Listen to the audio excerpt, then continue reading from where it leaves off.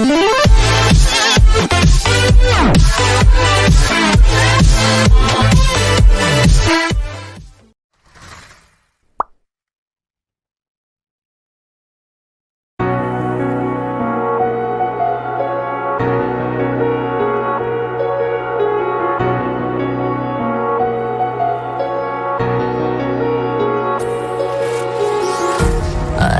hearts and neon lights, they're playing with my mind. Gotta get out of here tonight. Oh, I wanna run off and fly, and I'll tell myself it's fine to be alone, just to find somewhere that finally feels like home. Oh, oh, oh. I hate all this overthinking. Oh, oh, oh, oh. The more I swim, the more I'm sinking. Take me to a world of silver. No more heartbreaks, tears, painkillers. Take me somewhere unfamiliar. Bring me back to where we started out. Get me out of now. Where we started out. Assalamualaikum warahmatullahi wabarakatuh. Waalaikumsalam warahmatullahi wabarakatuh. Di sini perwakilan dari KKN UM Gadungan akan berkunjung ke UMKM Jamur yang bernama Agrospora. Di sini saya akan mewawancarai langsung oleh pemiliknya, yaitu Bapak siapa? Supriyanto. Langsung saja, ada beberapa pertanyaan Pak yang saya ajukan. Iya. Yang pertama yaitu mungkin latar belakang usaha ini seperti apa? Iya. Pertama-tama, assalamualaikum warahmatullahi wabarakatuh. Waalaikumsalam. Perkenalkan, saya Pak Supriyanto dari Desa Gadungan. Kenapa saya terjun ke bisnis budidaya jamur tiram? Karena saya bisa melihat dan bisa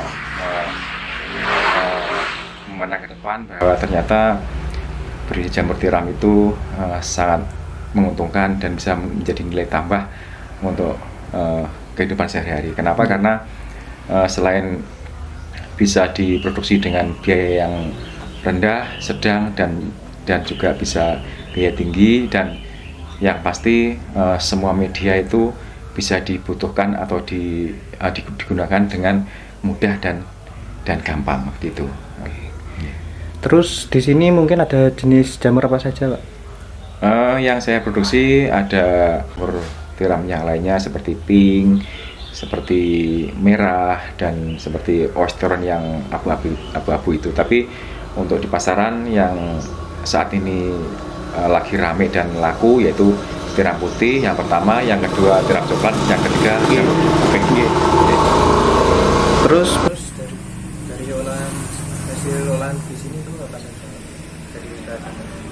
Ya, dari hasilnya itu memang sebagian saya jual dengan jamur segar, yaitu saya kirim ke pasar saya yang Kediri, dan sisanya atau sebagian diambil oleh pengepul jamur, dan ada lagi sisanya yang sisa dari produksi itu kan mesti ada jamur yang agak basah atau yang kurang bagus itu Mas ya.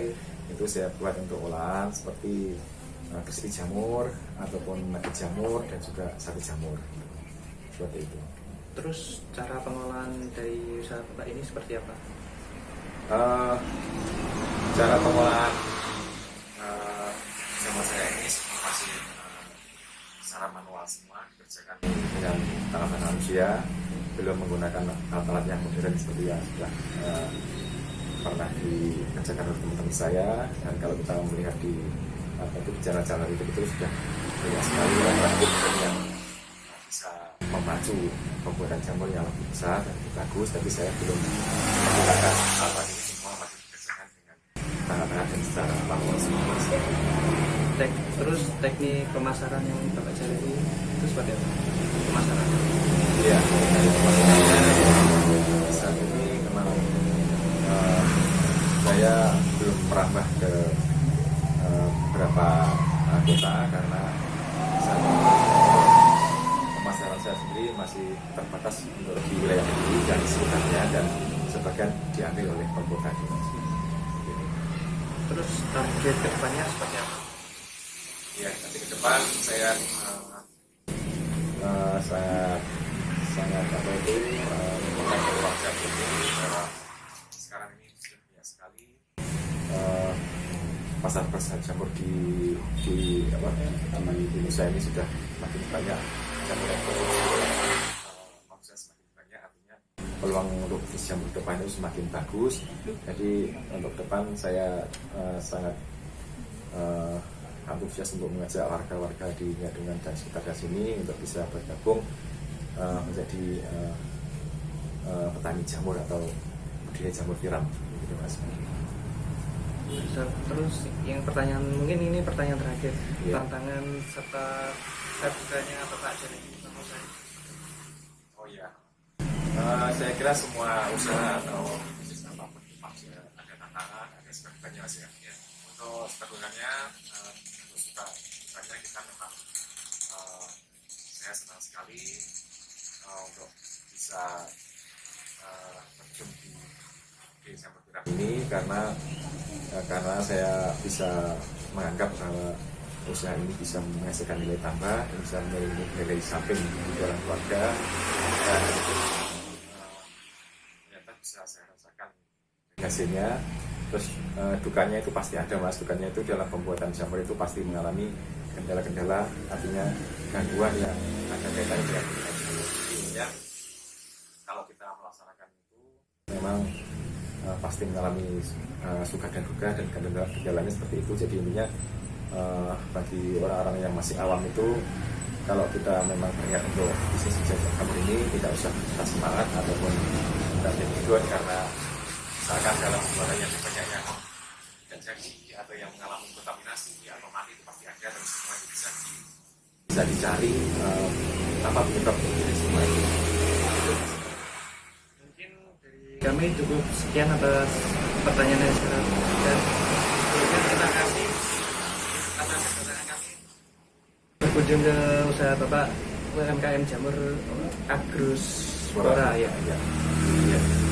Saya juga terima kasih sudah dikunjungi oleh adik dari UM ini. Semoga apa yang saya sampaikan ini bisa kedepannya bisa bermanfaat untuk semuanya Mas. Terima kasih.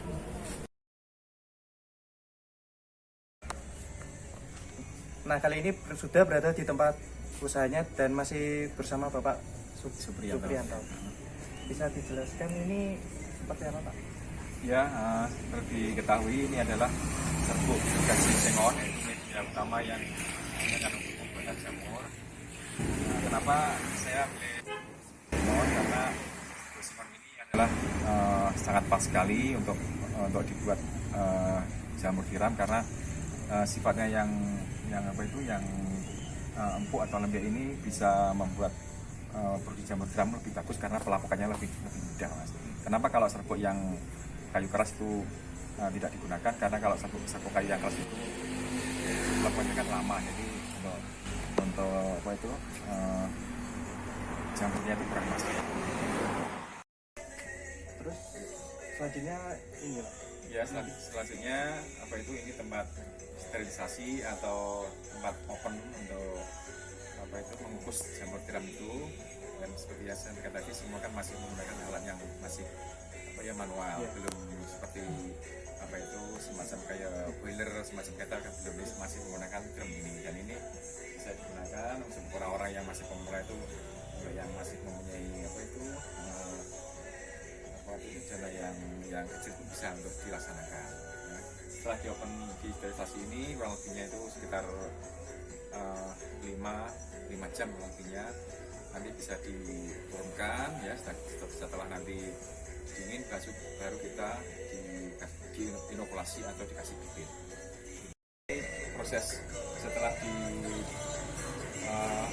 tadi media tadi setelah dicampur ya, dicampur dikasih nutrisi bekatul dan kapur, itu bisa dikemas seperti ini ya. Setelah dikemas seperti ini nanti bisa dipres pakai alat yang itu, semua masih manual ya. Nah, nanti setelah dipres dipadatkan dan baru di open habis disterilisasi, ya setelah diturunkan nanti baru dikasih ini dibit atau dikirimkan seperti ini. Iya. Ya setelah tadi setelah di open tadi disterilisasi kan di inokulasi atau dikasih bibit ya. Iya. Setelah itu dimasukkan kumbung itu untuk apa itu dimasukkan ke rumah habitatnya, rumah yang aslinya. Jadi setelah dikasih bibit dimasukkan ke kumbung. Sebetulnya setelah diinokasi itu dimasukkan ke ruang inkubasi ya. Artinya naruhnya itu didudukkan begini itu untuk memudahkan proses daripada miselium untuk berjalan. Tapi kalau memang tempatnya tidak ada, itu bisa langsung ditata di rak ini bisa mas. Itu sama saja. Tapi kalau memang tempatnya itu ada, itu masuk ruang inkubasi, ditaruhnya itu berdiri semua itu untuk memudahkan proses berjalannya daripada miselium itu.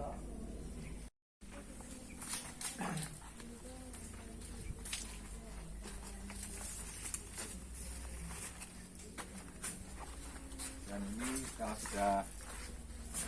kalau sudah masuk kumbung kurang lebihnya sekitar 35 sampai 40 hari, nanti jamur yang sudah di usia itu dia akan menunjukkan tanda-tanda untuk berbuah. Nah itu dari proses 3 atau 4 hari bisa dipanen. Dan selanjutnya untuk jamur yang sudah berbuah ini siklusnya itu sekitar kurang lebihnya 2 minggu baru tumbuh lagi. Seperti itu prosesnya seperti itu. Jadi kalau kita mempunyai backlog banyak seperti ini, itu bisa kita petik setiap harinya secara kontinu, kita bisa memanennya. Itu masih kira-kira. Tanya Pak, terus untuk jamur yang tidak berhasil atau mungkin terkontaminasi itu seperti gimana? Oh ya, itu yang jamur yang terkontaminasi itu ada beberapa yang kita harus amati. Yang pertama itu bisa juga karena waktu kita sterilisasi atau kita pengukusan itu kurang matang, artinya suhunya kurang mencapai 100 derajat masih minimal seperti itu. Akhirnya kalau kita kasih bibit atau diinokulasi itu misilnya tidak bisa berjalan karena medianya itu kurang steril. Dan yang kedua bisa terjadi kontaminasi itu terjadi karena waktu kita inokulasi itu kita lokasi ataupun kita itu kurang steril. Jadi kita waktu memasukkan benih itu bersamaan itu juga ada virus yang masuk, akhirnya benih itu tidak bisa hidup dan tidak bisa berjalan di dalam backlog itu seperti itu. Dan kalau terjadi kontaminasi itu biasanya tahunnya itu kurang lebih sekitar seminggu atau 10 hari ke depan itu pasti akan ada tanda-tandanya hidup atau dan mati. Kalau sudah seperti itu, kita langsung kita ambil, kita pilih yang kontaminasi atau yang mati tadi, bisa langsung kita open lagi dan kita nanti setelah itu kita inokulasi, insya Allah masih bisa untuk dibuat jamur lagi masih bisa. Jadi nggak usah perlu dibuang, itu nggak perlu. Jadi masih untuk menghemat biaya, yang backlog yang kontaminasi itu bisa langsung kita ambil, kita pilih, di open, disterilisasi lagi. Setelah itu kita inokulasi, dikasih bibit lagi, masih bisa ya mas. Putar sendiri, sebenarnya kan ada tandunnya. Jadi setelah campuran ini dimasukkan ke tandun itu sudah mutar sendiri, masuk ke lubang-lubang itu sudah ngisi sendiri. Orangnya tinggal pasang plastik itu sudah dipres sama sekali. Nanti keluarnya ada konveyor kecil itu sudah sejalan, sudah jadi pres-presan. Jadi kita tinggal kasih cincin ini. Jadi tidak dimasukkan ke tangan secara manual, enggak ada. Teman-teman banyak yang sudah menggunakan yang itu sudah banyak. Empty hearts and neon lights, they're playing with my mind. Gotta get out of here tonight. Oh, I want